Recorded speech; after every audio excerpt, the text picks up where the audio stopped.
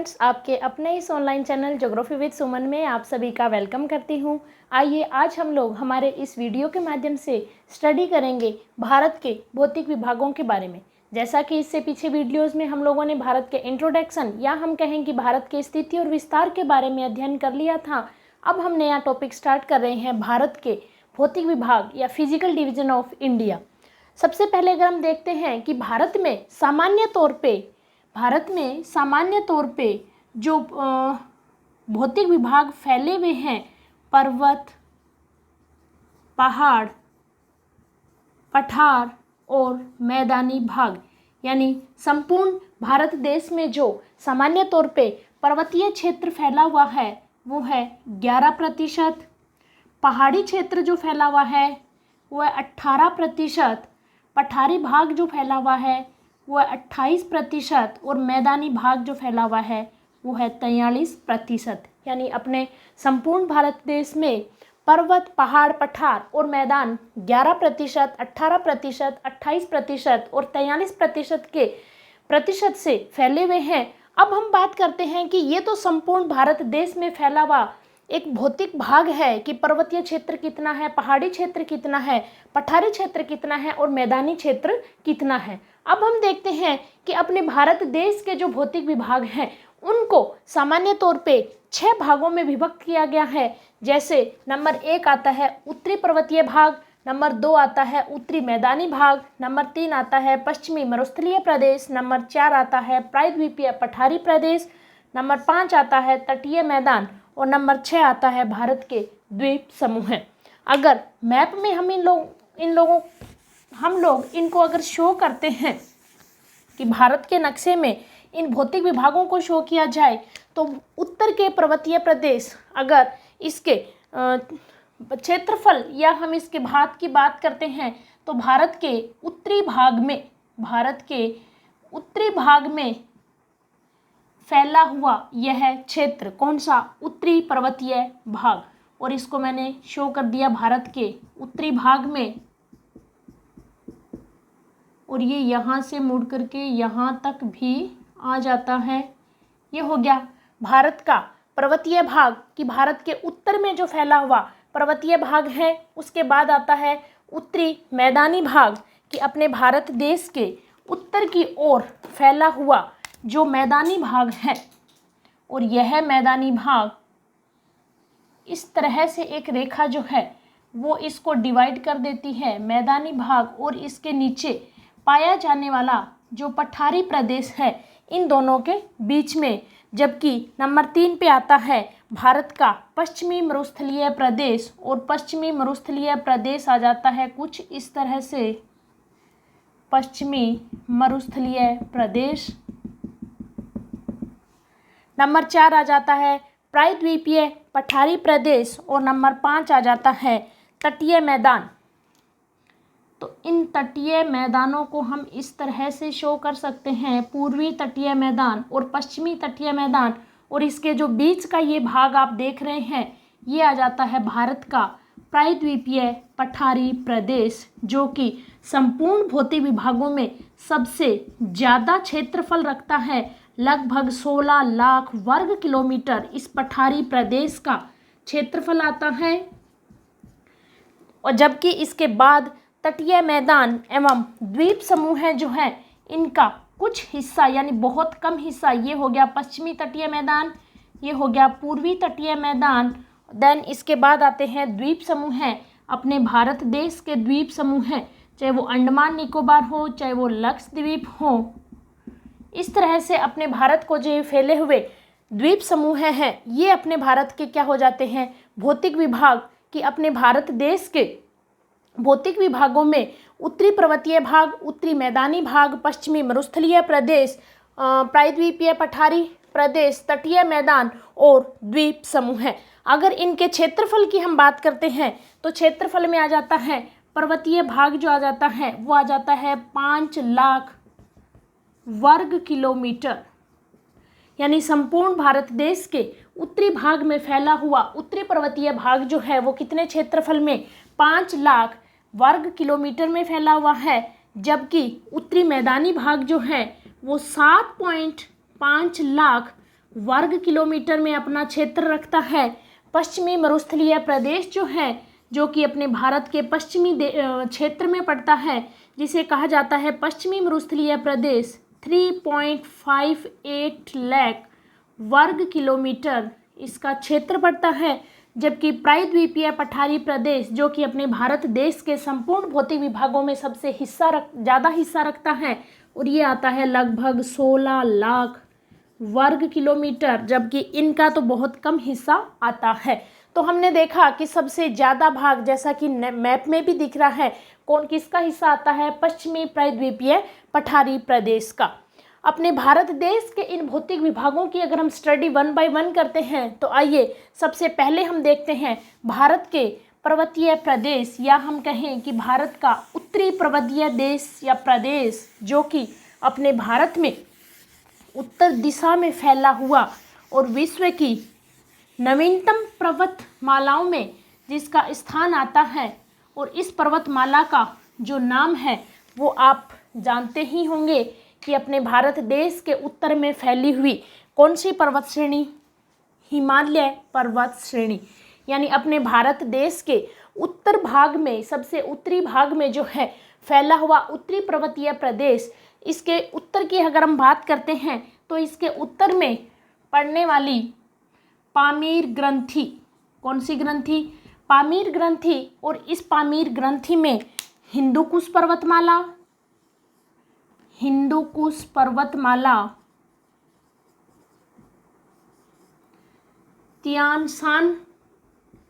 तियानसान भी इसे लिखा जाता है पर्वतमाला, और इसी में आकर के मिलने वाली कुनलुन सान पर्वत श्रेणी, और अपने भारत के उत्तर में फैली हुई हिमालय पर्वत श्रेणी। इस प्रकार से, और पामीर ग्रंथि यानी पामीर का जो पठार है वो एक ग्रंथि के समान है, और इनमें पामीर के पठार में हिंदुकुश, तियानसान, कुनलुन, इस तरह से ये क्या है, पर्वत श्रेणियाँ आपस में आकर के एक ग्रंथि के समान संरचना बनाती है। इसीलिए पामीर के पठार को क्या कहा जाता है, पामीर ग्रंथि। और दूसरी बात यह है जो है पामीर पठार, ये देखने में एक छत के समान लगता है, इसीलिए इसे विश्व की छत भी कहा जाता है। पामीर ग्रंथि भी आप कह सकते हैं, और पामीर पठार तो एक्चुअल में ये है ही, और इसी में ये सारी श्रेणियां जो है वो आकर के मिलती है। दूसरी बात मैं आपको यही बता दूं कि अपने भारत में फैली हुई उत्तरी पर्वतीय प्रदेश या उत्तरी पर्वतीय भाग में फैली हुई हिमालय पर्वत श्रेणी और कुनलुन शान के बीच में आता है तिब्बत का पठार। कौन सा पठार, तिब्बत का पठार आता है। बहुत बार आपसे क्वेश्चन में पूछ लिया जाता है कि तिब्बत का पठार जो है, जो कि अंतरा पर्वतीय पठार है, अंतरा पर्वतीय पठार यानी दो पर्वत श्रेणियों के बीच में फैला हुआ पर्वत पठार जो होता है वो क्या होता है, अंतरा पर्वतीय पठार। तो तिब्बत का पठार जो है वो किन दो पर्वत श्रेणियों के बीच में फैला हुआ है, तो वो है अपने भारत देश के उत्तर में फैली हुई हिमालय पर्वत श्रेणी और कुनलुन शान पर्वत श्रेणी के बीच में स्थित है तिब्बत का पठार। तो अब हम अपने भारत के उत्तरी पर्वतीय भाग की बात करते हैं, और इस उत्तरी पर्वतीय भाग को हम पढ़ेंगे 3 भागों में डिवाइड करके। 3 भाग जो आता है, नंबर 1 3 भागों में सबसे पहला आता है ट्रांस हिमालय। नंबर 2 जो आता है हिमालय श्रेणी, हिमालय, और नंबर 3 जो आता है पूर्वांचल हिमालय। इन तीनों श्रेणियों को, या हम कहें कि उत्तरी पर्वतीय भाग को, इन 3 भागों में डिवाइड करके पढ़ेंगे। इन तीनों में भी सबसे पहले हम स्टडी करते हैं ट्रांस हिमालय की। ट्रांस हिमालय अपने संपूर्ण उत्तरी भारत का, या हम कहें कि संपूर्ण भारत का सबसे उत्तरी पर्वतीय भाग है, उत्तरी प्राकृतिक प्रदेश भी इसे कहा जाता है। और यह जो पर्वतीय प्रदेश है, जो कि हिमालय पर्वत श्रेणी का सबसे बाहरी भाग भी है, इस ट्रांस हिमालय में 3 समानांतर श्रेणियां फैली हुई है। आप साथ साथ शॉर्ट नोट भी लिखते जाइए। 3 समानांतर श्रेणियां जो फैली हुई है, इन समानांतर श्रेणियों के नाम आते हैं काराकोरम, नंबर 2 जो आती है लद्दाख और नंबर 3 आती है जास्कर। 3 समानांतर श्रेणियां ट्रांस हिमालय में फैली हुई है। अगर हम भारत देश के नक्शे में अगर हम बात करते हैं, इस हिमालय को समझने के लिए अपने संपूर्ण भारत देश के इन भौतिक विभागों को मैं एक बार साफ कर देती हूँ, ताकि आपको अच्छे से अकेला हम हिमालय या हम कहें कि जो हम उत्तरी पर्वतीय भाग पढ़ने जा रहे हैं वो आपको अच्छे से समझ में आ जाए। तो इसके लिए अगर हम देखते हैं भारत के नक्शे में इसका विस्तार कि किस किस जगह पे या हम कहें कि किस किस रूप में इसका विस्तार है, तो आप देखिए कि अपने भारत के प्राकृतिक प्रदेशों में सबसे पहली विशेषता मैंने आपको बताया कि ट्रांस हिमालय जो है वो क्या है, सबसे उत्तरी प्राकृतिक प्रदेश नंबर 1 बात। नंबर 2 मैंने आपको बताया कि इस पर्वतीय प्रदेश या इस प्राकृतिक प्रदेश में 3 समानांतर श्रेणियां जो है वो फैली हुई है, और मैं बात कर रही हूँ इन समानांतर श्रेणियों के बारे में।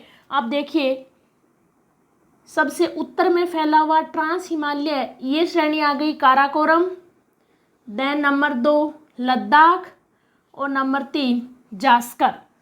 काराकोरम, लद्दाख और जास्कर ये भाग हो गया कौन सा, ट्रांस हिमालय का। और इसी का पूर्वी भाग जो आता है वो आता है कैलाश मानसरोवर। कैलाश मानसरोवर जो है वो इसी का दक्षिणी पूर्वी क्षेत्र माना जाता है, किसका, ट्रांस हिमालय का। और ट्रांस हिमालय में फैली हुई ये 3 काराकोरम, लद्दाख और जास्कर पर्वत श्रेणियां, और ये तीनों श्रेणियां जो हैं ये एक दूसरे के साथ समानांतर रूप से फैली हुई हैं। अगर इन श्रेणियों में सबसे पहले हम बात करते हैं काराकोरम श्रेणी की, तो काराकोरम जो होता है वो एक तुर्की भाषा का शब्द है जिसका अर्थ होता है काला पत्थर। यानी काराकोरम का तुर्की भाषा का ये शब्द है, इसका अर्थ होता है काला पत्थर, अतः इसे कृष्णागिरी पर्वत भी कहा जाता है। यानी आप लिख सकते हैं कि काराकोरम का उपनाम जो है वो क्या है, कृष्णागिरी पर्वत भी है। देन दूसरा नाम, इसे मध्य एशिया की रीढ़ भी कहा गया है। क्या कहा गया है, मध्य एशिया की रीढ़ भी इसे कहा गया है, और वो विद्वान थे स्वेन हेडेन। मध्य एशिया की रीढ़, ये भी क्या है, इसका उपनाम है। मध्य एशिया की रीढ़ किसे कहा गया है, काराकोरम श्रेणी को, और वो विद्वान थे स्वेन हेडेन। काराकोरम जो श्रेणी है सबसे उत्तरी श्रेणी है ये ट्रांस हिमालय की, इसी के समानांतर लद्दाख और जास्कर पर्वत श्रेणियां भी फैली हुई है। अगर संपूर्ण ट्रांस हिमालय की हम बात करते हैं तो ये 1000 किलोमीटर की लंबाई में, 1000 किलोमीटर की लंबाई में और लगभग 250 किलोमीटर की चौड़ाई में सबसे उत्तर में फैला हुआ यह हिमालय है, और ये 3 पर्वत श्रेणियां समानांतर इसमें फैली हुई हैं। काराकोरम जो श्रेणी है इसी में ही हाईएस्ट पीक इसका K2, अपने भारत का हाईएस्ट जो पीक है या हम कहें कि सर्वोच्च शिखर जो है K2 वो भी यहीं स्थित है, जिसे पूरा नाम अगर हम देखते हैं तो वो आता है गॉडविन ऑस्टिन। क्या आता है, गॉडविन ऑस्टिन। और इसकी ऊंचाई अगर हम देखते हैं तो 8611 मीटर।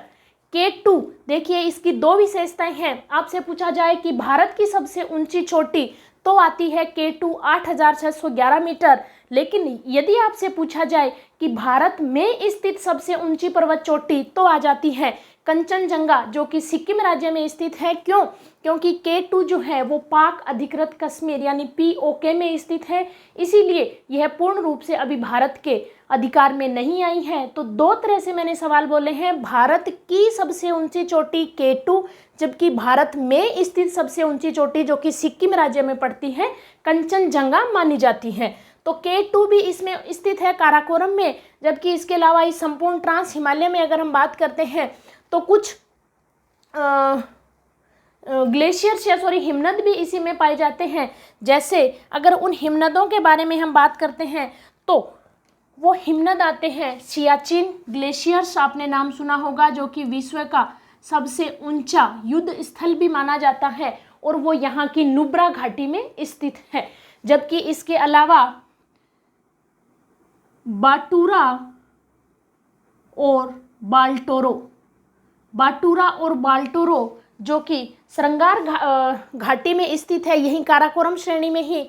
इसके अलावा बिचाफो बीचाफो और हिस्पर ग्लेशियर्स भी यहीं की हुंजा घाटी में स्थित है। देखिए मैंने नाम लिया, सियाचिन ग्लेशियर्स नुब्रा घाटी में, सिगार या श्रृंगार घाटी में स्थित बाल्टोरो और बाटूरा ग्लेशियर्स, हिस्पर ग्लेशियर्स कौन सी घाटी में, हुंजा घाटी में स्थित हैं। इसके अलावा अगर इस श्रेणी में स्थित दर्रों के बारे में हम बात करते हैं तो वो दर्रे आ जाते हैं अघिल दर्रा, पार्पिक दर्रा, मितका दर्रा, काराकोरम दर्रा। इसके अलावा इसी श्रेणी में स्थित जोजिला दर्रा, बुर्जिल दर्रा। ये कौन से दर्रे, ये अपने ट्रांस हिमालय के स्थित दर्रे हैं।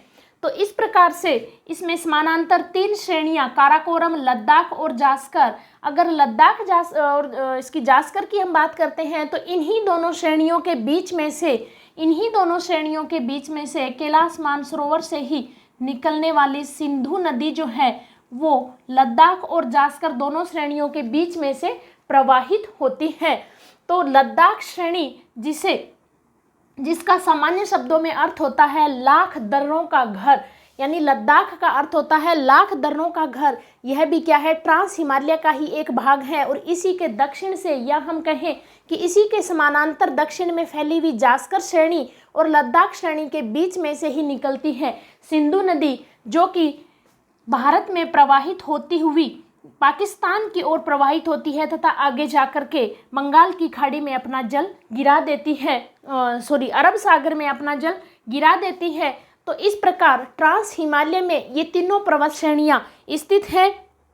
लद्दाख श्रेणी में भी कुछ घाटियां जैसे मरखा घाटी, पूगा घाटी, ये कहाँ स्थित है, लद्दाख श्रेणी में। और जास्कर श्रेणी जो है वो ट्रांस हिमालय की सबसे दक्षिणतम भाग, या हम कहें कि सबसे लास्ट भाग ट्रांस हिमालय का कौन सी श्रेणी, जास्कर श्रेणी। और जास्कर श्रेणी में ही स्थित है खारदुगला दर्रा। कौन सा दर्रा, खारदुगला दर्रा कहाँ स्थित है, जास्कर श्रेणी में। तो इस प्रकार हमने देखा ट्रांस हिमालय जो कि हिमालय, या हम कहें कि उत्तरी हिमालय का ही, उत्तरी पर्वतीय भाग का ही क्षेत्र है। इसके बाद इसकी एक मेन विशेषता कि इसके दक्षिण में फैला हुआ, जो हम नेक्स्ट बात करेंगे हिमालय श्रेणी के बारे में, तो आप ध्यान रखिएगा कि ट्रांस हिमालय और हिमालय के बीच में एक सीमा रेखा आती है और इस सीमा रेखा का नाम है हिंज रेखा या सचर जोन। हिंज रेखा या क्या कहा जाता है, सचर जोन। इस क्षेत्र को कहा जाता है जो कि किसके बीच में सीमा बनाता है, ट्रांस हिमालय एवं हिमालय के बीच में यह रेखा जो है वो सीमा रेखा मानी जाती है।